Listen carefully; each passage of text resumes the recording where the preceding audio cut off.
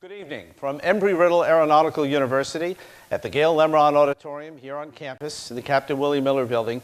Good evening. My name is Marc Bernier. I'm an assistant to the president here at Embry-Riddle, and on behalf of Dr. John Johnson and Dr. Richard Heist, we welcome you to another in the President Speaker Series.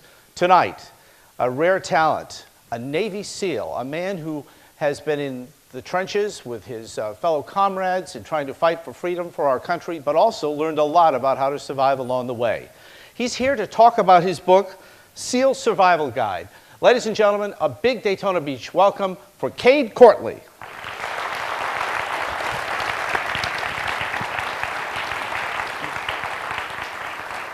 Cade, thanks for making the trip out here from Colorado. Thanks. Thank you for having me. It was 15 degrees in Denver, so it's good to be in Florida.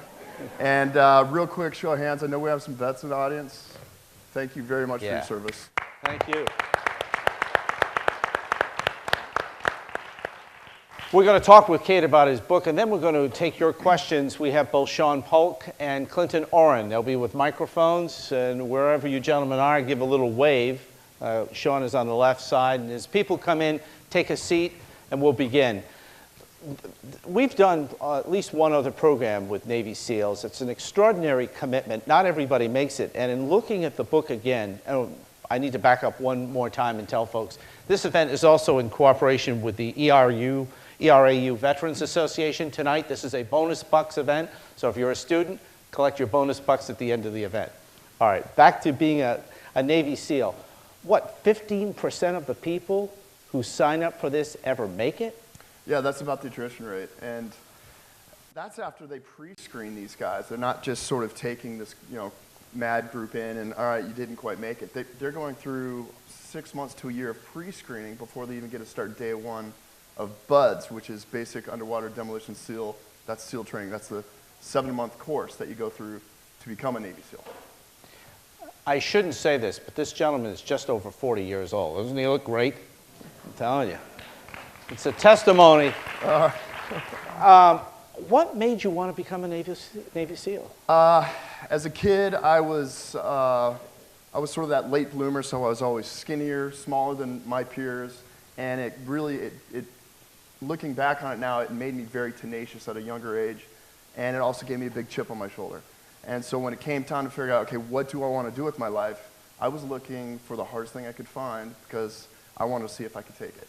And I found it in SEALs. I got every ounce of it and more, but it was an amazing job. It really was. I loved it. In reading Cade's book, you find out that the Navy SEALs were actually created as an order by President John F. Kennedy. In the famous speech in which he said that he wanted to see a man put on the moon within the decade, he also said this will be the beginning of a new program that we'll refer to as SEALs. And it was there. I didn't realize it had been that long, and there were SEAL program numbers. And in the book you even say, notice I don't mention SEAL Team 6. And the reason? Well, that was before it was all over the news, basically. SEAL Team 6 used to be a classified unit that nobody was supposed to know about. And those days are gone, unfortunately. But you have to imagine that kind of insight that Kennedy had, because look at what type of warfare and what this group has done just in the last 18 months and how effective SEAL teams have been. It's pretty cool. SEAL training is so intense. This man broke a leg 3 times? Well, I broke this one twice and this one once. Wow. And you were running on one that was broken at one point. I got through 6 days of Hell Week with a partial fracture in that one just because that was my 3rd Hell Week, and I was like, I'm not doing a 4th. So well, when I talk about testing your comfort zone, every step of every one of those 6 days was definitely pushing the comfort zone. What defines Hell Week? The first word. Yeah. Basically, the whole idea of Hell Week, which basically, it used to be week 6 of SEAL training. And what they do is you will go 6 days straight with a total of 45 minutes of sleep, burning upwards of 25,000 calories in a 24-hour period. Most of that's just trying to stay warm because, by the way, you're hypothermic the whole time. And what they're basically trying to do without putting you in combat is seeing if you can endure that type of scenario. And if you do, then they're ready to start teaching you stuff like shooting, diving, those type of things. So it's the ultimate sort of, did you make the cut before we think maybe we now want to invest some time in you? How often did it cross your mind, I got to get out? It never did. I never had a plan B.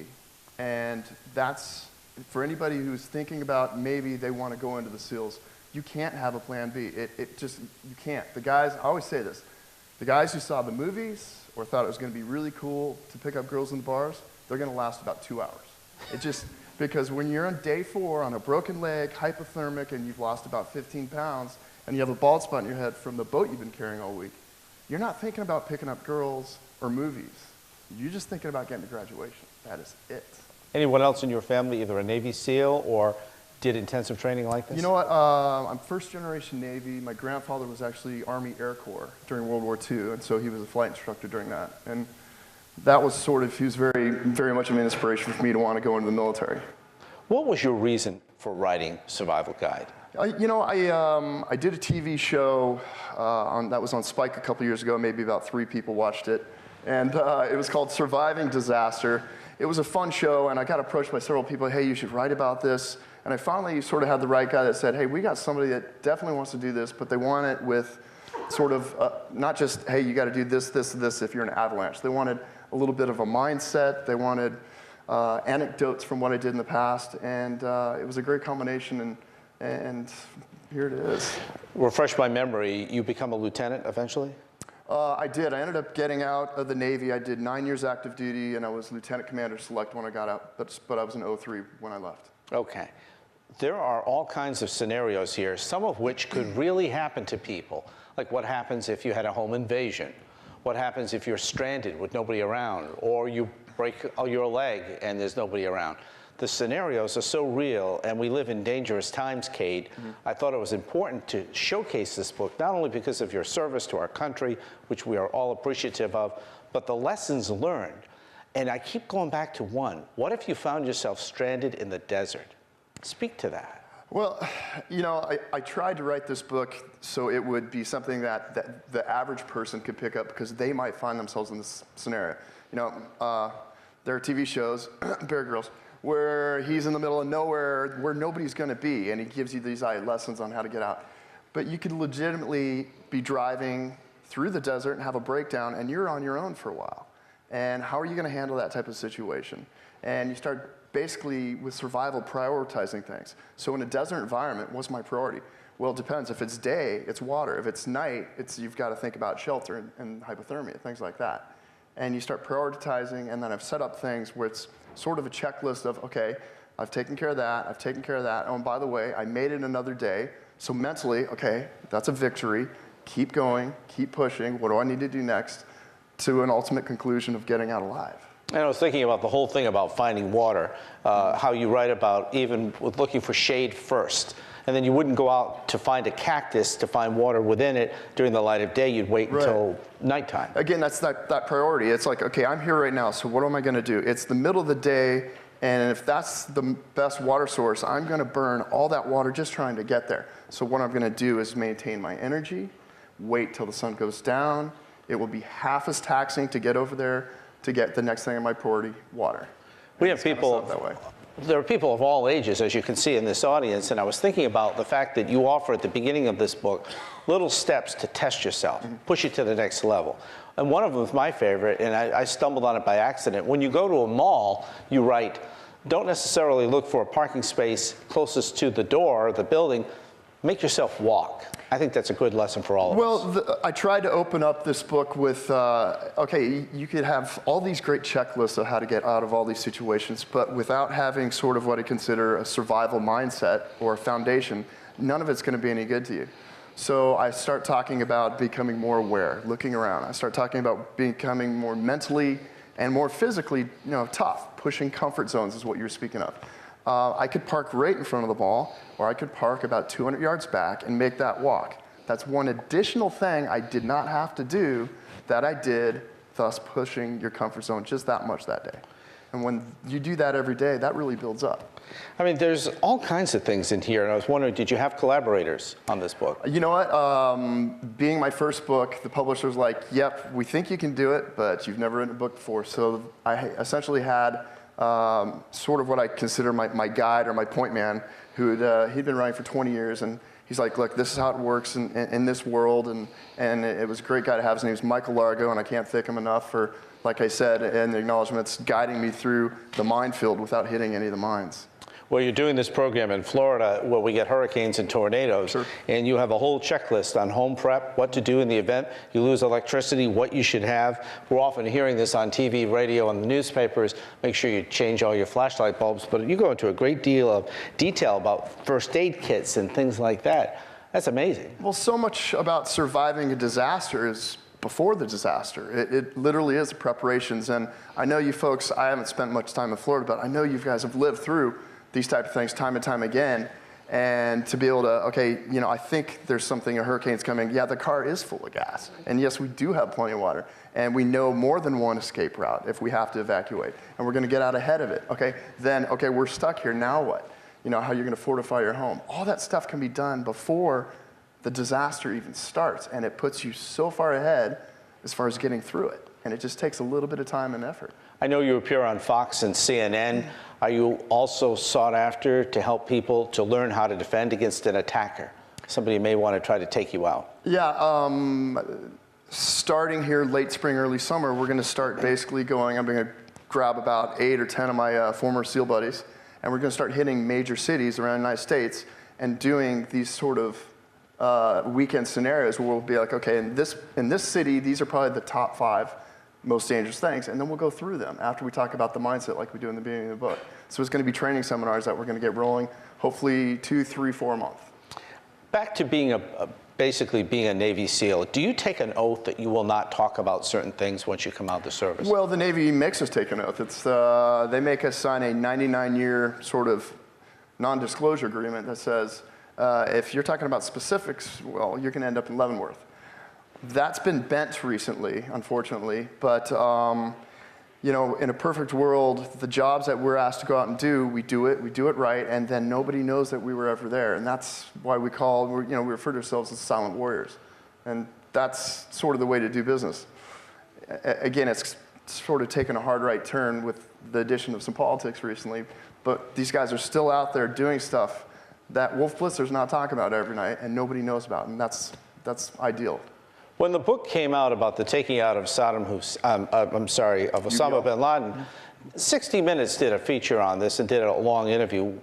As a Navy SEAL, how did you feel when you heard about this? You know, are you referring to the book that the SEAL who was on the raid wrote?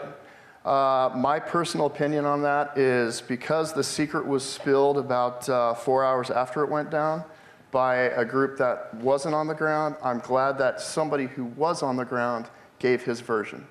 And to me, I was glad he did that. That side of the story needed to be told because he was there. When you were putting the book together, did you hear from people who knew you were writing it who said, yeah, you got to put this in? For example, what happens if you go to jail? Did you ever go to jail? I have been detained once. Really? Yeah. I mean, you're pretty specific about what you need to do. Mental preparation, just get locked up. Just to back up that section, this isn't meant as a guide for the hardened criminal. I had one more glass of wine at dinner that I shouldn't have, and now I found myself in this situation, or something like that, in the nature of I was defending my girlfriend, wife, and now I'm here. And it just kind of is a guideline of, look, you know, don't talk about things, this and that. It's definitely not sweet. I just read the chapter. I'm going to go out and hold up a liquor store. What's the 30-30 rule? The 30-30 rule? Well, why don't you give an example of it? Victims of lightning can be grouped into 2 categories: those oblivious to their surroundings who ignore the dangers of lightning and make no attempt to seek shelter in a storm, and 2, the truly unlucky. However, you can increase your luck by following some simple basic rules. There you have it. Wow. The National Weather Service has a 30-30 rule? Right. Crazy. There are all these different aspects. What's the most important aspect of this book? And we're going to go to questions very quickly from the audience because this is a chance to talk to a genuine Navy SEAL. What's the most important? If I was trying to convey one thing in this book, I would say you can no longer think that this will never happen to you. You need to say to yourself, if this happens to me, I will be ready for it. To open up our view and start looking around a little bit more.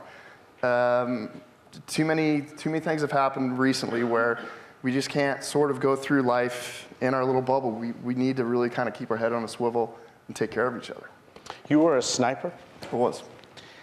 In a SEAL company, is everyone trained to potentially be a sniper, or is that a select specialty? No, it's a select few, and I was really lucky because there maybe only been 2 or 3 other officers in the SEAL teams that got to go to sniper school.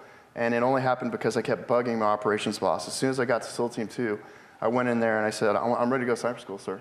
He's like, you're an officer. I was like, yep. So every day for probably about 4, 5, 6 weeks.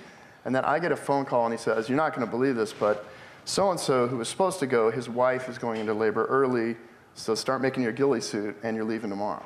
And it was awesome. It was the hardest thing I ever did. It's the most intense training because what's required of these guys when you're out there, potentially 2 people making a decision that's going to have global implications, you better get it right. Cade, why is it 36 months before you'll actually possibly see action? And that's if you go straight through and you don't break your legs. It's basically, you have 7 months of basic training, of SEAL, which is BUDS, and then you have an additional 6 months, which is advanced training, and then you're gonna go and be assigned to a platoon, and then you'll do another, I believe, 18 months of workup. So if you go straight through from day 1, you're 36 months, then you're ready to go out and take care of business. But your first deployment would be, as I read correctly, 6 months? 6-month deployment? Yeah. Now they're adjusting that a little bit based on what's going on, but you'll go out, you do 6 months, where you're gonna be, come back, start it all over again, another year of training with the platoon, and back out. So you are not home very much. You're gone 95% of the time, which is probably why the divorce rate is also 95%. Wow. It's really, it's tough. You have to have a really strong, really independent person in your life if you're gonna make it through a marriage when you're a full-time frogman. What happened to Cade Courtley when he came out? I mean, how did it change you? I don't feel like it did, to be honest with you. Kind of referencing back to, I didn't have a plan B. I was going to be a Navy SEAL. I wanted that. And that's what all the guys who end up at graduation are like. That was it. There was no plan B. I'm not gonna, all right, I'll get out and I'll go sell cars or whatever. It was just, I'm going to be a Navy SEAL, which is why I think the success rate is so high for all the operations we do, and which is also why I believe, and I don't know the best way to put this, so I'll just say it. This is also why I believe that the rate of PTSD among SEALs is so low. It was just something that this is absolutely what I want to do. And then when you work that hard at training, you want to go in, you want to be in the game, and you want to go to the Super Bowl. That's what you want. One of the reasons I was attracted to this book was because I've gotten a sense from your writings that America truly isn't prepared for the unexpected catastrophe if our lifestyles were totally disrupted. Like when you write about what happens if you lose electricity. Mm-hmm. There's that real threat that our enemies may want to take out the electrical grid in this country. The Israelis seem to be prepared for almost anything. Americans have this comfort zone you write about where they don't leave the comfort zone and may not be prepared for a devastating change. Well, this is where I'm going to sound like I'm becoming a grumpy old man, but we look around and there is a growing softness in my opinion, in our country. It's there seems to be a lack of accountability. There seems to be what I consider sort of the generation that is the product of you're going to get put in timeout. You get a 13th place ribbon at the track meet, and we're not going to give you grades in school because it's just a little bit too much for you. And that trend scares me. And if you see who recently have been doing, the people who have been doing the shootings lately, I don't like the trend. It's the 20-somethings, and that's a generalization. I know it is, and it's not against anybody in here that's in that generation, but I just feel like we're getting softer and softer. We expect more for less, and that scares me, that trend. Do you think that in light of all the dialogue recently about weaponry, that America is becoming more vigilant? I know myself, I just took a gun course and shot for the first time last week. Do you see that around the country? I don't. I don't. I think there's a minority that sees perhaps something going away that is a right, and they're taking action like you did. But I don't. I think people are less and less aware. You know, I tell people, hey, if you're going into a public place like an airport or a mall, you're surrounded by strangers. That's the last time you want to be staring at your cell phone. You put that thing in your pocket and you look around.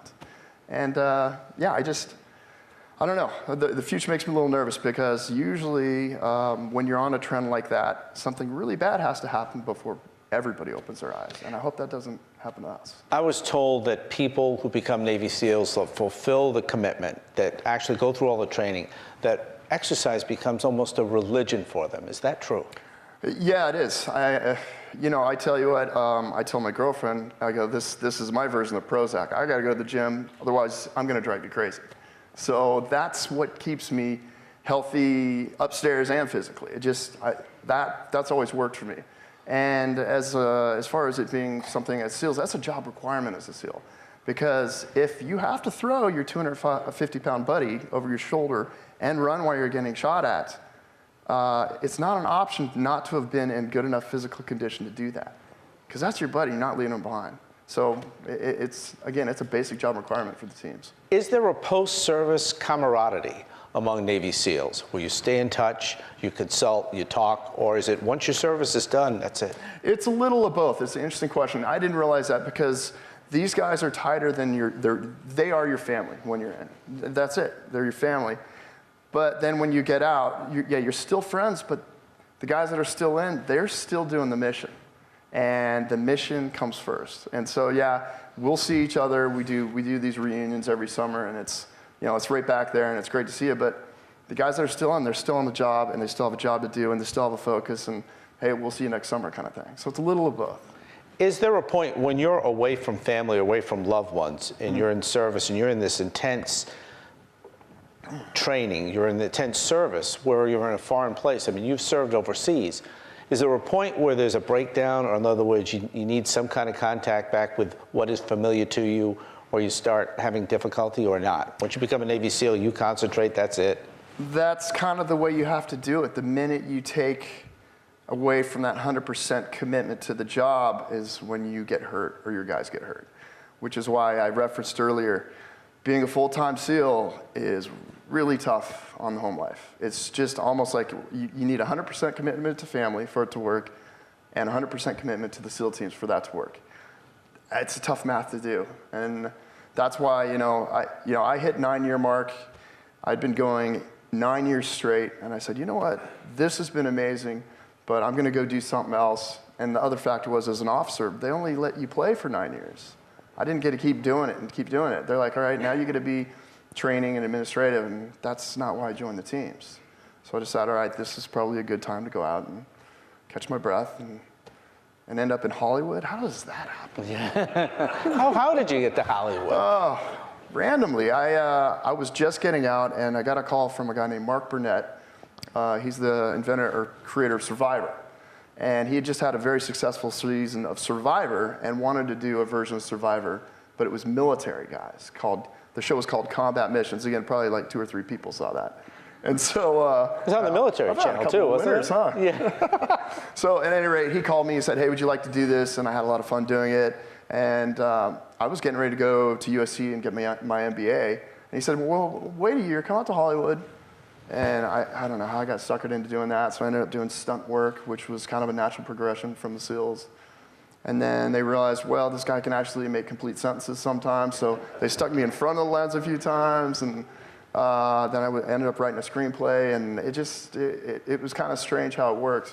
To go back to something you said a minute ago, we're going to go right to the audience. If you have a question, signal to Sean and Clinton. They'll come to you with microphones. Is the 9-year point, does that feel right when they say, okay, this is it? Does that feel right, or do you think it's premature? Well, basically, and I know there's been an article written recently, and maybe a lot of people don't realize this, but in the military, if you do 1 day shy of 20 years, you do not get any benefits. So you have to do 20 years or more to get benefits. So, for example, there's an article that just came out. The guy who actually did shoot Osama bin Laden, he got out at 16 years. He doesn't have any medical, he doesn't have anything. He's going out and getting it, and that's unfortunate. So back to your question, Generally, if you're going over 10, 11, 12, then you just sort of decided, I'm going to make it to 20. I'm going to go and see that through. So 9 years is sort of, it's usually 8 years is sort of that tipping point. And I was able to be an operator or you know, a guy that's pulling the trigger at 9 years for officers in the SEALs. They're like, well, you're all done doing that, which is kind of unfortunate because you've got it all figured out at that point. They don't have sick bay in the Navy SEALs, do they? Okay. Who has a question for Cade? We're going to come to the audience. We ask for your patience. If you can keep your question brief so that we can expand upon it, we appreciate that. And we have dual microphones. You're first tonight with Cade Courtley. Hello. Thank you, Cade. As a trainee or as an operator, could you describe the scariest moment you had while underwater? The scariest moment underwater? We actually, we were asked, there was a commandant of the Marine Corps named General Gray. He had served for 30, 35 years. He was getting ready to retire, so he wanted to do this full urban assault on San Francisco. Humvees going through the streets, Marines coming over at the wharf. And he contacted my commanding officer, SEAL Team 1, and said, hey, we want 80 of your guys to act as terrorists to disrupt things, and they're going to see if they can catch you. So I put together a team, myself and 7 of my best divers, and our job was for 5 nights in a row to go in, sneak in, and basically put mines on the ships that were in there. And I'll never forget, night number 2 of the dive, we had visibility which was about like that. It was probably 52 degrees, and you have what's called an attack board. All you're doing is just compass time kicking. And so I'm on my attack board, and I feel a bump, and I went over to bump, but my buddy was over there. And I'm like, is this how I'm gonna go out? It's like, all right, just keep focus, keep focus, keep focus. Another bump, and that was just one of those situations. If this is what it's gonna be, if I'm gonna get eaten, well, enjoy. By the way, are the Navy SEALs one place where you never even have the question raised as to whether anyone is taking steroids or other performance-enhancing drugs? You know, the testing there is so strict, and after doing all that, to leave in the humiliation of being caught for using drugs would just, man, I mean, no, it just, that would be a terrible way to go, so I don't think so. Good to hear. In the audience now. Hey, how you doing? Good. Much of what the SEALs do is, of course, classified, and you don't really get public recognition other than like, oh, thank you for your service. So where's the gratification? Where's the extra, what makes you go the extra mile every day? The gratification is looking at your teammate when you come back, and then you start like, and realizing we just crushed that. That's it.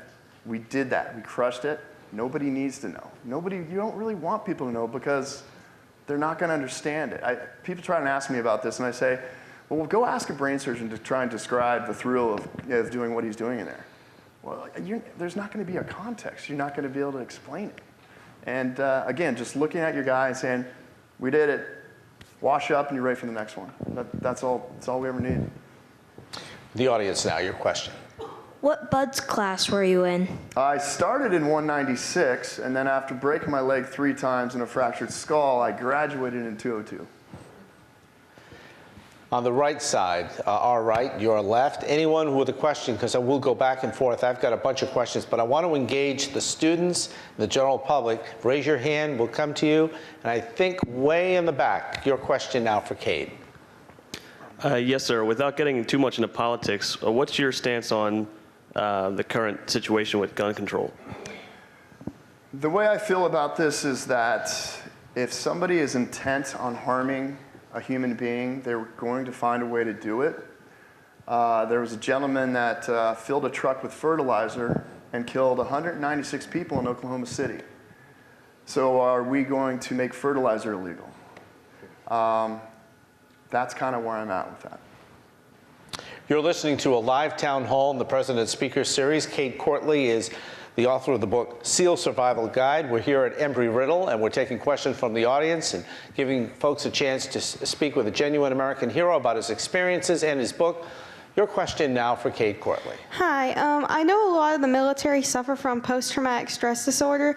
How often does that happen with the SEALs? Because you guys can't talk about a lot of stuff, but how can you talk about that with maybe a psychiatrist, because it might be classified and you're killing people occasionally? You know what, like I said, it's relatively low, but every case deserves full attention. And recently, I'd say within the last 5 years, they've really opened up the ability for people to go in, discuss this without any, without worrying about, I'm going to get pulled out of the field and stuff like that. That's gotten a lot better.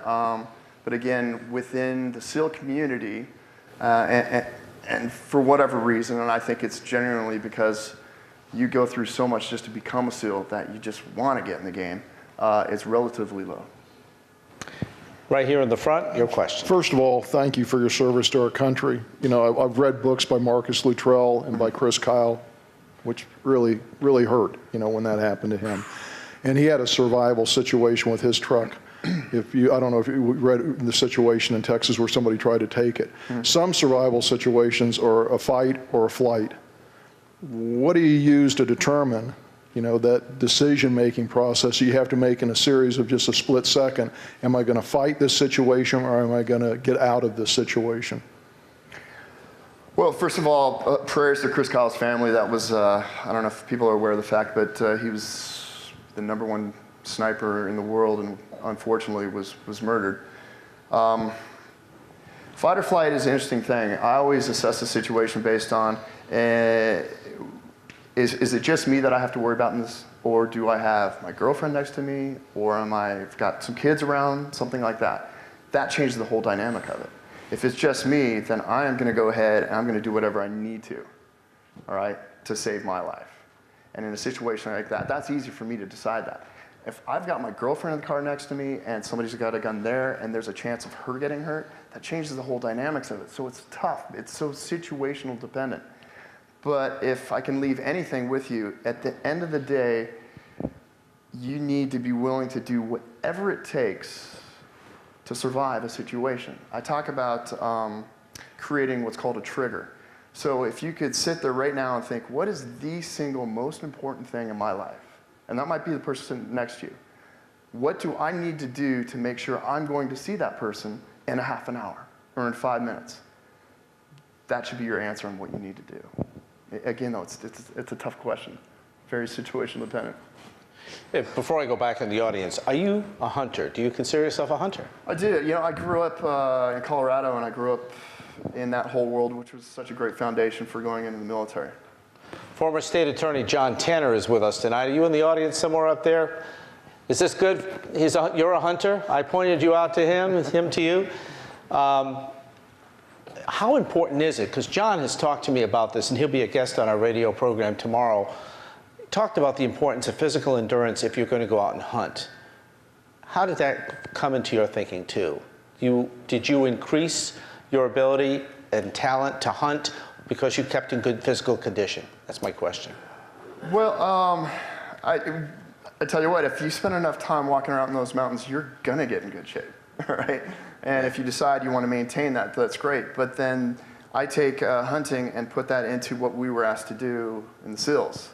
And if for some reason you allow yourself physically to slip to where you're 1 step too slow, 1 second too late, the consequence of that are tragic. So it's, like I said earlier, it's a basic job requirement for the SEALs to be at a peak physical condition just to stay alive and to keep your buddies alive. Why did they paint their faces?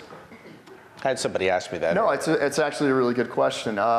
It's not just because it looks cool on film. Basically, what your face does is, in addition to what I'm probably doing right now, giving it a lot of glow or shine, your face is three-dimensional. So what you want to try and do, you don't see stuff in nature that is three-dimensional like that. So you're taking away and trying to make it flat. So there will be black over any of the spots that are raised, and that makes it more of a flat surface. And again, takes away from the shine. Skin is not a natural thing to see in an environment, but something like that will blend in more, whether it's urban, jungle, what have you. Back in the audience, your question for Cade Courtley. How you doing? I was reading the definitive report, the Benghazi thing, and I sort of want to know your thoughts because I've read a lot of different books like Marcus Luttrell, Brandon Webb, and you can have a SEAL team deployed in 24 hours and into the spot where they need to be. Mm-hmm. what's your thought about the whole thing, you know? And I read into that, it was sort of saying like JSOC was doing a couple, you know, under the cover missions, and they weren't really talking to the State Department, CIA wasn't talking to anybody, but they're all right there in the same vicinity. There's specifics I can't get into regarding that. First thing I want to, well, prayers to those guys, those two guys I worked with when I was a contractor doing the same contract. It's been a rough 6 months for team guys. Those two did a hero's job. You got to understand what they did over a period of 7 and 8 hours with light arms is unfathomable. The disappointment, and I can't even get involved with the political part of it because I want to throw my chair, but they deserved the ability to utilize air assets that were on station, and they weren't given a green light to utilize something that was right overhead. And that's going to come out. It's going to be sooner than later, and then it will be, you know, it's very frustrating. You know, it's two more good buddies doing the job, but they're only given, you know, one hand to do it with. It's unfortunate.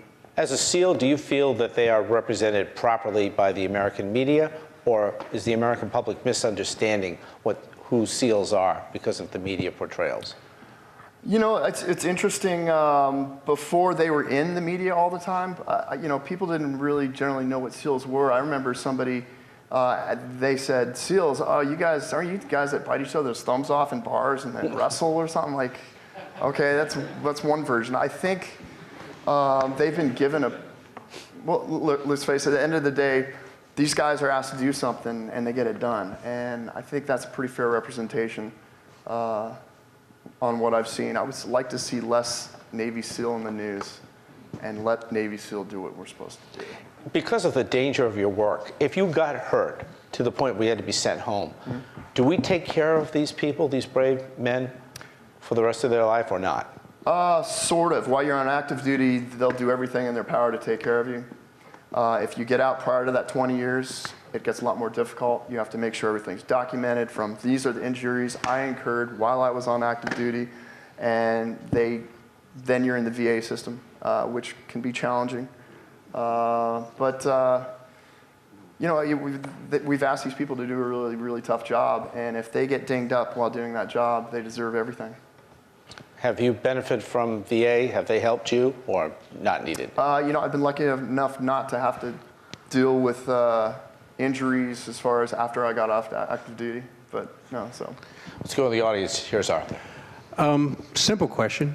The mission or your buddy? The mission is it. That's it. We all understand that that's what we're asked to do, so that's a priority. It's the mission, then the man. But as a platoon commander, I went out of my way to make sure that the mission I had planned was going to bring all the men home. So that was my priority. But it was the mission first. In the survival guide, you gave even helpful hints on evasive driving if somebody's chasing you. Are there things in this book that you've had to employ as a citizen outside of being a SEAL to save your life or to be okay? An incredible amount of patience if you've ever driven in Colorado. It's just like, all right. That's where I actually use combat breathing the most, is to make road rage go away. What happens? Are they different? Breathe in, breathe out. But I mean, there are situations, I mean, you got to be careful. That's another thing, almost like if you get thrown in jail, I don't want people out there doing J-turns in the middle of the highway just because they can. But there are situations you might find yourself in where somebody's aggressively pursuing you, or you have found yourself in a situation where you have been blockaded, and there's a situation to deal with that in that book. Just be careful with it. In this book, too, one of the most valuable things is Americans are worried about home invasions a lot. We've had stories recently about it and what to do. And there's been dialogue about what's happening in home invasions. They're changing now. Instead of one person trying to break in, maybe 5 people. So you offer some step-by-step tips on like how to hide, how to be in the right position so you see what's coming. I mean, there was somebody who came through here last year that actually put more mirrors in his house because he wanted to be able to see around corners in case somebody was trying to break in. That kind of thing. Another classic example of this could happen to anybody. You're asleep and you hear the front door bust in at 2 a.m. So number one with home invasions, if it's a standard home invasion, which I mean they just sort of have done it without any pre-planning, is you need to beef up your home. More exterior lights, even a fake camera up front. They don't know if it's a fake camera. You could put together a very, very easy bunkered in room, a reinforced room, and convert a closet upstairs with a hardened door. They call it a safe room. Inside that safe room, you have an additional cell phone. It buys you time. If you have a family, talk about multiple ways of getting out. You know, okay, make it, don't scare your kids, but be like, hey, you know what? Saturday for a couple hours, we're just gonna do this little thing. If you hear a code word, that means somebody's inside and you need to go over to that window and climb down and go find a neighbor. Simple things like that. And what about weaponry in the home? Here's what I always say if somebody asks me about home defense as far as weapons. Number one, are you going to be willing to train and be proficient with that weapon? Are you going to know how to use it? Number two, are you going to be able to store it safely, especially if you have kids? And then number three, are you going to be willing to use that if the time comes? And if you say no to any of those three, you need to reassess the idea of having a weapon in your home. We're looking in the audience for questions way up there. Clinton, thank you. How's it going? Not to get into politics a whole lot, but with the turmoil right now in the government, budget cuts going on, how is it that SEAL teams and the military as a whole are going to keep doing what they're doing with less? Because that's our job. Do what you're asked to do, don't complain. You could ask anybody who was a veteran of World War II. They were asked to do a hell of a lot with not much, and they did. And that's just your job in the military. I would say, just as a positive note for SEAL teams, we've been so good at what we've done recently that our budget, I don't believe, is going to be affected other than going up. They're getting a lot of bang for the buck with SEALs. But yeah, just to answer your question, that's your job, do it. Cade, do you know roughly how many active SEAL team members there are at any given time? Yeah, we call them operators. Those are basically guys that are going out and doing the mission. Shooters, probably about 2,000. And do they try to rotate those people out and keep 2,000 active? Is that how they work? Well, yeah. I mean, the problem is always you have invested so much time and training, and they have so much experience that you hate to lose that guy because it's going to take 3 new guys to come in just to try and maintain your readiness. As a veteran, do you think that we need to have more people as SEAL team operatives? Should the force be bigger? As long as we don't sacrifice standards. And they've always tried to make this group bigger and more. And the last year I was in the Navy, I was actually an instructor at SEAL training. So I kind of did the full loop. And I happened to be there during a time when a commanding officer was really making this big push for more SEALs, more SEALs. And I said, yes, sir, just bring more guys in, because the standards have been the same for 45 years. So if I'm getting 10 through the front door, 1.5 of those guys will make the graduation. He didn't like that equation, so he tried to change the standards, and that's when I decided it was time for me to move on from the Navy. Up in the audience now. As a rule of thumb, what should you keep in the car in case you're caught at work or something if an event happens? You know what, that's a great example of something I call a go bag. And a go bag is essentially that thing that you've got one at home, maybe under your bed, you've got one at work, and then you have one in your car. And that's the thing that's going to allow you to live for 24 to 72 hours with stuff in it. You're talking basic water, basic food supplies, signaling items, flashlights, a poncho to keep warm. I mean, it's just that basic thing that you've got, and it's right there, you know, a knife or a multi-tool in there. And it allows you to get out, do what you need to do, or survive in place, you know, for up to 3 days. And it's a great example of exactly what you want in a go bag in the book. If that answered your question. Is there a basic criteria that requires SEALs to come into service? In other words, is it situation driven, where at this point we need to bring in SEALs? As far as what mission SEALs would go on? Yes, exactly. Okay, this is tough and nobody else can do it. We better call the Navy. Oh, yeah, okay. It literally is, it's sort of that, this is what I always tell people, which is why training is so difficult. When you get the phone call, you need to be able to do it right. You do it right the first time, and then hopefully nobody knows you were ever there. And that's it. And if you can't say yes to all those 3, then they're probably going to go over and find somebody else. But we're the first phone that's ringing lately, and I'm really glad that we keep knocking it out of the park. I'm proud as hell of those guys. Looking somewhere way back in the audience now.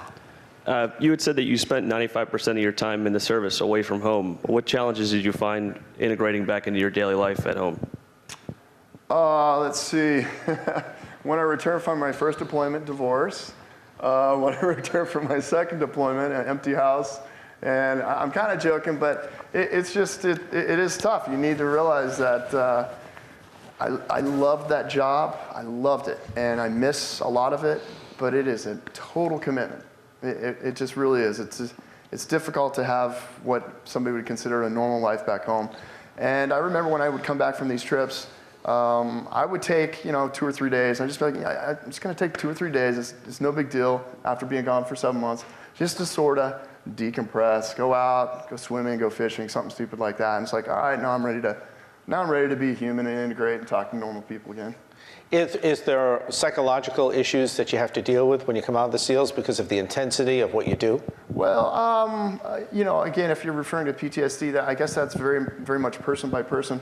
I remember for me, I didn't realize how special it was. For 9 years, I was surrounded by people I trusted with my life, and I knew we could do whatever we needed to do. And I didn't realize that was such a unique situation. I got out, I was like, hey, listen, I was like, oh, wow, that's not like that here, huh? So that was very difficult. That was very challenging for me to realize that that was a very unique sort of thing, and the world is a little bit more gray. And then there's kind of a whole series of compartmentalizing that you do when you're being asked to go do this mission, and so-and-so got hurt, and okay, you're back, and get ready for the other one. So you're like, all right, just put that away. And then that's why my little 3-day I'm going to go fishing thing was like, all right, just let the dust settle a little bit, and there we go. But it's weird. It's almost like little switches that you have to learn how to click on and off, or you're not going to be effective in that job. What was your commanding officer like? Which one? I had several of them. Anyone stick out? This guy was great, this guy was awful? One that I considered was the best person I ever got the chance to work for, and one I considered was the worst. The one I considered was the best was Captain Smethers. And he basically was the guy who, whatever you need, oh, and by the way, can I come with you? And then you see him, he's up front leading the charge. It was just the lead from the front guy, always had your back. Whatever you need, I've got it. It was awesome. There was no politics. He was going to make admiral, but he didn't care about that. He cared about his boys. And then the worst was the one I spoke about, who was really wanting to make admiral, was really wanting to boost up his numbers, and didn't care what happened with the result and to the teams. And he found himself forced retired a couple months after that. In the audience now, where are we? Here, right in the front. Thank you. My husband had a cousin that was an expert in Russian missiles and things, and he retired, but they sort of told him he was never retired if they needed him. And I would think that someone with your knowledge and experience, that there would be at some point, if there was an emergency, that you would be called back in for service at some point? Well, I got out in June of 2001. And then a couple months later, the towers came down. And I wanted to get back in the SEALs, but because I was an officer, I wasn't going to be able to go over and make the impact that I personally wanted to make. And that's when things started changing and the evolution of independent contractors began. And I was first generation Blackwater before Blackwater got too big and standards were lost there. But I continued doing independent contracting until last summer to continue to use the skill sets and think I can still do this physically and mentally. And so I was still able to kind of keep my hand in the game a little bit. And at the 20-year mark, I figured it's probably enough getting shot at. Let's stay with that for a moment. I want you to speak about Blackwater, because we heard about that for a while, then we don't hear it so much about it. Is it the next level? These are independent contractors performing the work of military people? Well, essentially, when we found ourselves in 2 wars, we did not have the ability to basically maintain that with just our military. Early Blackwater was great. It was all SEALs who had all worked together. We all knew each other, and we just stepped right into it. And we were able to go over and do a job that the military couldn't necessarily do for several reasons, one of which is deniability. So we're able to do that. Unfortunately, Blackwater, like most things that go bad, got really big, really quick, and the standards plummeted. And so our core unit went to the next company. And that was, and again, that was that same contract that my friends Glenn and Ty in Benghazi were on. And we'd worked together for 7-8 years. And it's just, it's the nature of modern war. If you don't have the people in the military to do it, you contract it out. Do Navy SEALs ever feel like they're pawns, political pawns? No, you are asked to do a job and you go do it. Now, I don't know how the guys at Team 6 felt after they did that and then 6 hours later it was all over the news. I couldn't answer that other than the fact that I know they're furious. In the audience, right here. Yes, sir. Yes, do you know if there are comparable groups in other countries similar to what, say, the SEALs might be, for example, in France and England, but in many other countries that we've had to deal with, that we have problems with, and we're concerned about? North Korea, for example, being one. Are there other units, and how do you compare our SEALs, for example, if they do exist, with those particular groups? No comparison, no, sir. But no. There are some actually, got the opportunity to work with the SAS, that's the Brits. They do things a little bit differently, but just a good, solid, tough group of guys. We actually, after Vietnam, went to Thailand and created a mirror image of our SEAL program in Thailand. And those guys are amazing. They're tough, professional. I would work with them any day of the week. I would be hard-pressed to find a unit in France. What about Israel? Don't they have these commandos? There's a guy that's the mayor of Chicago. Forgive me, I forget his name. He was the chief of staff. He's Rahm Emanuel. He was in some kind of special force, but I don't know whether it's certainly not to the level of the Navy SEALs, but certain countries like Israel have these super military people too, do they not? Well, they do. In Israel, they specialize in their intel first, and then that same unit does the special operations stuff. And just because of the requirement for their readiness, they are a very competent group, absolutely. When you were in service, you write that if you go more than 3 days without water, you'll die, I believe. Isn't that correct? Did you ever get to the edge? There's sometimes, that's why operating in the desert is so difficult, because you go from such incredible temperature extremes that you need to have all that gear. And then it can get so hot that you can't keep your water in. It's all coming out. So there were times when we were working in the desert that you just felt like you had just drank a bottle of vodka. You just felt wasted because you're so on the edge.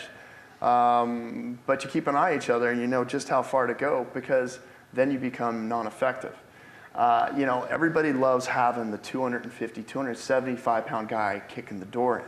But nobody likes carrying that guy after 4 days in the desert, because big boys need a lot of water. So it's a fine line. Did you have everything you needed in terms of body armor and everything? We heard stories that our men and women didn't have what they needed. That was true. That was not the case for us. And again, it goes back to like that Captain Smothers. We always had exactly what we needed, and then probably a lot more.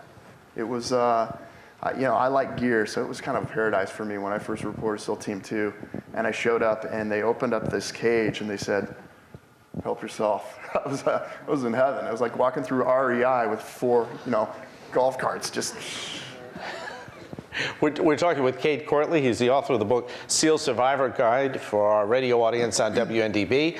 Our audience here at Embry-Riddle, we're going back. I want to make sure that we get as many students as possible and the general public. Your question now for Cade Courtley, sir. Hoo-yah, Cade. Were you a Mustang? And if you were, what was the mindset that you went from enlisted to officer? And talk a little bit about the education of our enlisted SEALs compared to the rest of the service, because I think that's important. I personally, my source into the SEALs, I went from high school to the University of San Diego. There, I went through ROTC. So the day I graduated from college, I was also commissioned as an ensign in the Navy. And that was my commissioning source. And, but I tell you what, the individuals that we get in the SEALs, my first platoon, I had, 16 enlisted men. Of those 16 enlisted guys, I had 6 of them that had their bachelor's and 2 that had their master's. That's just the type of person that wants to come in and be a part of that group. And just some of the, I said it before, I got spoiled. I was around some of the best and the brightest, and I didn't realize how special that was. But yeah, just an incredible group, and they're all, very intelligent, independent thinkers, which can be also difficult when you're in charge, trying to get everybody kind of on board the same sheet of music. So I said I got my master's in massage therapy, trying to make sure these guys, all right, yeah, that's a great idea, that's a great idea, that's great, okay, but we got to go that way. But yeah, just a great, very intelligent group. By the way, does the Navy look more favorably on a candidate who wants to be a SEAL if they have certain types of education credits? It is incredibly difficult to get in the SEAL pipeline right now because A, everybody wants to do it because of the attention, but B, you've got guys going through SEAL training now with 4 combat tours, okay? It's like, yeah, they're bringing guys that were in Army, bringing guys that were Marine that want to be SEAL. So these guys have been there and done that multiple times. I didn't have anybody in my BUDS class that had previous combat experience. Now these BUDS classes are made up mostly of combat veterans, now going back down to the bottom of the totem pole to be a SEAL. I mean, this group is just going to get better and better just through the experience they've had. This may be an obvious question, but for the benefit of the audience, can a woman become a Navy SEAL? Well, as of recently, there's been some changes in the law, and they are now hinting at trying to do that. You know what? If you go through exactly what this guy goes through, then you've earned the right. But there are also elements that are different between men and women, and if you're in any way, shape, or form as a result of trying to create this social experiment, going to decrease combat effectiveness, that I don't think that's a good idea, personally. Looking for people in the audience, way in the back. Yes, small units like the SEALs, I think, have more operational latitude as far as on the ground and in planning, as you've spoken about a little bit. Without too much bias, do you think that these small groups are going to be the answer to the majority of our problems versus the conventional ways we've done it in the past and kind of having to adhere to a rigid hierarchy versus small groups like the SEALs? I mean, I absolutely do. I think it's going to be small unit tactics. It's smaller footprint. It's more of a surgical strike in nature. It's not a force that then needs to stay there and hold. And I hope the days of tanks rolling across the Great Plains to occupy another country, I think those days are over. If they're not, then we're in big trouble. But yeah, you get a lot of bang for the buck with special operations. There are a percentage of young people in the audience, young students, and I want to applaud the parents who have brought their youngsters here to hear this discussion because they're the future of this country, and it's really nice to see you all in the audience. Just for a moment, before I go back to Clinton, if you're speaking to young people in a school about what it's like to be a SEAL, in a few words, what's the most important thing you would need to impress upon them? I guess it would be try and imagine the most challenging thing you can and then pursue it. And don't have a plan B. I mean, just try the hardest thing you can find and go after it.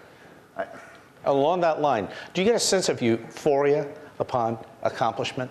You have a target, you're going to do it, you're going to do this, you do it. What's that feel like? It's incredible. I mean, that's kind of answering the question earlier about, how do you feel about not getting acknowledgement?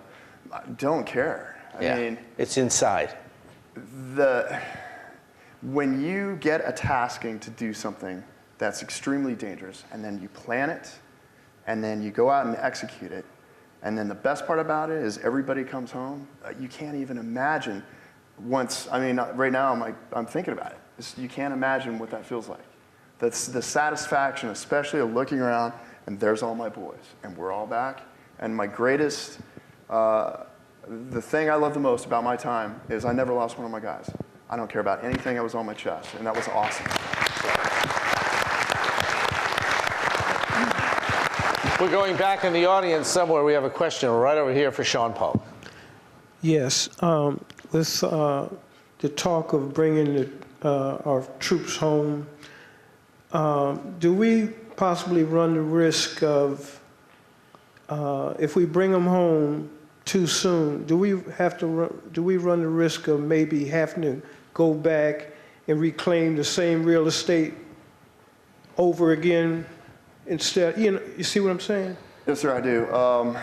Again, I'll try and limit my personal politics on this. If anybody who's elected into politics is required to have a master's in history, I think we'd be a lot better off. If we look at the last 100 years of Afghanistan, I think we already knew what was going to happen there and what probably will in the future, which is why we need to maintain our special operations abilities so that when things come up, we are able to do our surgical, take care of it that way, and try and maintain things from getting out of control. It's, again, my personal opinion. Is it true that when you're in Iraq or countries like this or Afghanistan, you have to be on such heightened awareness all the time? Because one day you may see somebody bringing a cart across the street. The next day that person may have a bomb. Is that what it's like?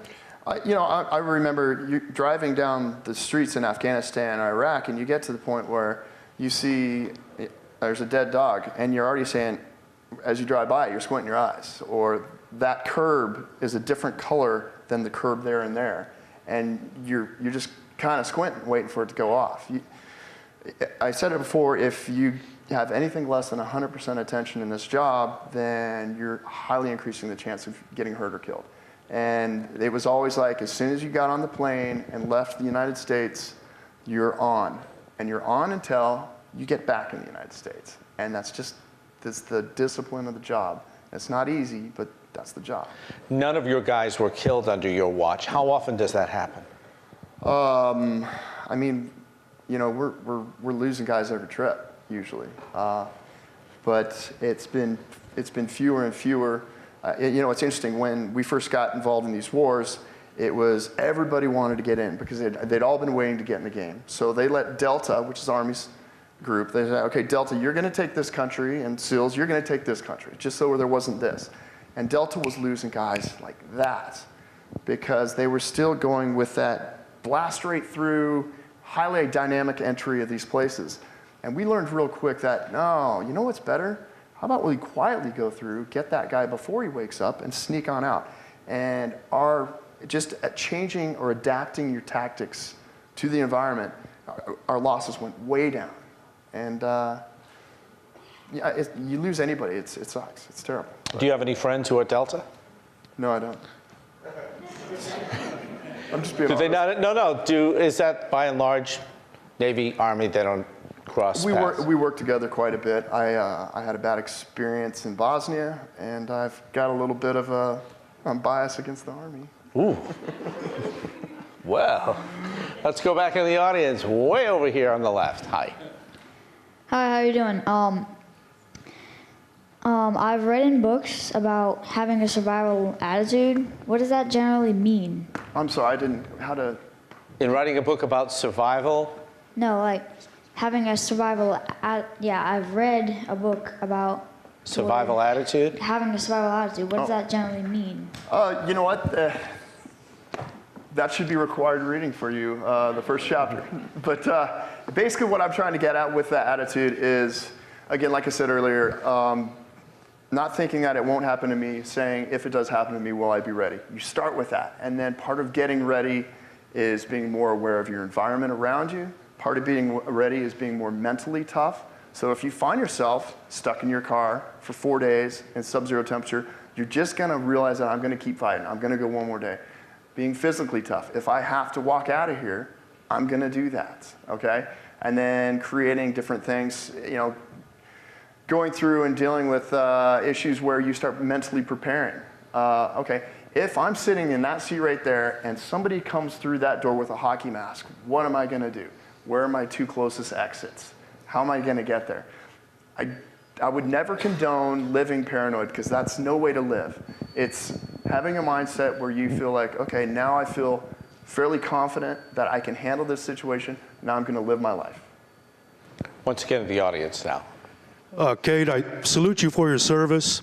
I'm a retired Chief Petty Officer from the world's finest Navy.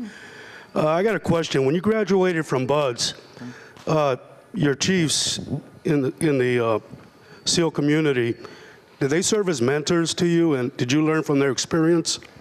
And, you know, did they have a tight-knit community in the Chiefs mess? Mm-hmm. Well, if you ask anybody in the Navy, they realize that the Chiefs, they run the Navy, okay? And we're just there to learn as much as we can and try and do the right thing. BUDS is made up of senior enlisted instructors. So from my day one, my exposure on how I'm supposed to do my job and the thousands of push-ups I did were because of those guys.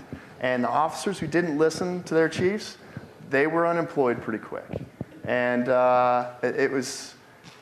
it's all about experience in that line of work. You know that. And absolutely, the goat locker, the chiefs, if you did something they didn't like, well, you were gone, or you heard about it, or maybe you got one more shot at it. But yeah, those guys in the teams, they're as tight as they can be, but they're also the best at what they do. And yeah, I'm lucky to have the opportunity to work with those guys. We're going to come up right Thanks here. for your We've got service. some students who are raising their hands here. Sean, if you could see them. This is WNDB Daytona Beach. You're listening to a live town hall at the President Speaker Series with Cade Courtley, ex-Navy SEAL, the author of the book SEAL Survival Guide. In the audience now, your question. What did your training look like during your time in ROTC, and how confident did you feel going from that ROTC community straight into BUDS? I've honestly felt, this might get somebody irritated, I learned more about leadership in my fraternity than I did in ROTC. I'll hear about that later. Oh. That said, I felt like my mindset was like this: I need to get my degree and I need to get my commission so I can start my life in the SEALs. And it was my ticket through there. But also I took advantage of opportunities ROTC did offer to go out and visit with people who were in the SEALs, to go out and run on that obstacle course every Friday. So I probably could have gotten more out of it. And that's what I say, anybody who's in ROTC, you can get more out of it, or you can just kind of get through it. But the real learning started when I got to BUDS and I was getting beat by senior chiefs and learning what it's really like. Inside baseball, did anybody try to talk you out of this before you went in? You know what? My parents knew a long time ago that was just a waste of time. So they're like, my dad was excited, my mom was a mom. She's like, all right, but they were used to it at that point. We're looking back in the audience over here. Thanks. You mentioned a fraternity, but now that you're a SEAL, doesn't it feel just as strong as a fraternity? Like it's a strong bond, brotherhood, or? Well, my fraternity in college was probably exercising my liver more than anything. The fraternity and the guys in the SEALs just, you know, I can't beat it. I keep saying it's tough realizing what I had and realizing that's just as special as that is. So anybody who's thinking about going into something like this, I mean, embrace it. It's as good as it gets. It really is. On this side, yes, your question. Thanks for your service. Roughly over your career, how many missions were you on? Well, when I was active duty, maybe 4 dozen, and then was twice that busy as an independent contractor. So it was kind of daily basis as a contractor. It's just that's the way things got set up. What do you want to do with the rest of your life? A young man who's had a world of experience. What do you want to do? I want to keep feeling like I'm challenging myself. I feel like I've got a lot left to do. And the next thing, we kind of hit it on it, but I'm essentially putting Bear Grylls into retirement and going to be doing something with Discovery Channel coming up in the near future, and that's about as much as they said I could say about that. They really did tell him he couldn't talk about this. In the audience now, where are we? Oh, this side, I'm sorry. Hello. You spoke about the mission when you got all your guys back, and it made you very excited. Are you at all able to talk about, hypothetically, what went on to get to that point? Can you talk about any of your actions, anything that you saw or did or what? No, I prefer not to. I mean, I was lucky enough to operate in Bosnia, some other places, and then do a ton of stuff in Afghanistan and Iraq, and I'm happy I'm here And, but other than that, I'm just happy I brought them all home, basically. Cade, I got to ask you, and you may not answer, but what went wrong in Bosnia? We were out doing something where we were supposed to have some Army SF come get us when things got bad, and no Army SF. Ooh. That's okay. It's the nature of it. Was it difficult getting out of what you were? Yeah. We somehow figured out how to get through a minefield without blowing up, and then it was a cage match when we got back. Wow. Yeah. Back up here. Hello. So earlier you described being a late bloomer and the chip on the shoulder, and so 9 years later you've bloomed, no chips. Would you do it all over again? I'd like that. If I could hop in a time machine right now and go back to day one of SEAL training, I would keep making that trip. It was as good as it got. Yeah. When you got out of SEALs, was there a period where you didn't do anything for a while? Or you went right to work in the private sector, or what'd you do? No, I did. I ended up, like I said, somehow I went from working with some of the best people in the world to Hollywood. And I don't know how that happened, but I need to keep busy. I just know how I am. And so it was like, all right, this is my next goal. And that's what I try and do. Precious minutes left in our program. Right in the center, your question. How many languages did you have to learn? I was able to go to sniper school, so I didn't have to go to language school. So I know basically how to say, get down, put your hands up, or in Mexico, how to stay out of jail and order a beer. Basically. Did they ever send you to South America for any reason? Did not make that trip. Central America? Yep. Bosnia, Iraq, Africa? No, Afghanistan. Afghanistan, that was it. Is there a place that you wish you had been sent to that you didn't get to go to? You know, we never got to go to places like Fiji. We never got those. Yeah. Somewhere here I'm missing. Want to catch anyone before we wrap up tonight? Did we miss anyone? Back over here, sir. To ask one more question, because we were talking survival, now we're kind of talking what's going on over there. Are we winning the hearts and minds, or are we just needing to kill more people? I don't know. Are we winning the hearts and minds of the people over there? Yeah. Some hearts and minds you can't win. Some hearts and minds can't be won. And it's very naive to think that we've been able to do that in either one of those countries, unfortunately. That's, again, my opinion. When you were in the foreign service such as this, do you feel that the locals understood what your mission was? In Afghanistan, we were just another country that was hanging out there for a few years. It's depressing. We dealt with the Russians, now we're dealing with you guys, pretty much? Yeah, they're probably trying to figure out who's next. They're probably like, well, the Chinese will probably be here in a few years. Wow. Right over here. Do you think bioterrorism is our greatest threat? I would actually think cyber terrorism is even a little bit higher. Bioterrorism is something that can be done easier and by more people. But just to think of power grids going down all across America. That's what I'm worried about. I mean, you ask somebody not to use their cell phone for a day and they're going to freak out. You talk to the people who went through Sandy without power for 10 days, 2 weeks. That was life-changing for them. Now you take that on a national scale. I mean it, folks. Get your stuff ready. Put it in the basement or whatever you need to do. The rule of thumb is have at least 10 days of supplies as if nobody else was going to come and you didn't have power. And it's a good time to do it. Extremely sage advice. In the audience, one more question. Yes. How can we counter electromagnetic pulse threat? The EMP, that's a very good question. And I would You address it somewhat in the book. We talk about it, but we talk about the effects of it. How to counter it. Is there a physicist in the room? I wouldn't know how to answer that. I worry that that's why North Korea is testing missiles. It's not to lob one at Los Angeles. It's to take out the power grid. It would be. It would have very significant effect. You think about them trying to blow up a building or them removing our electricity nationwide. It's huge. And they say the grid could be out for 2 years if that happens. And again, civil unrest, if you take somebody who is hungry after 5 or 6 days, it's going to completely change that person.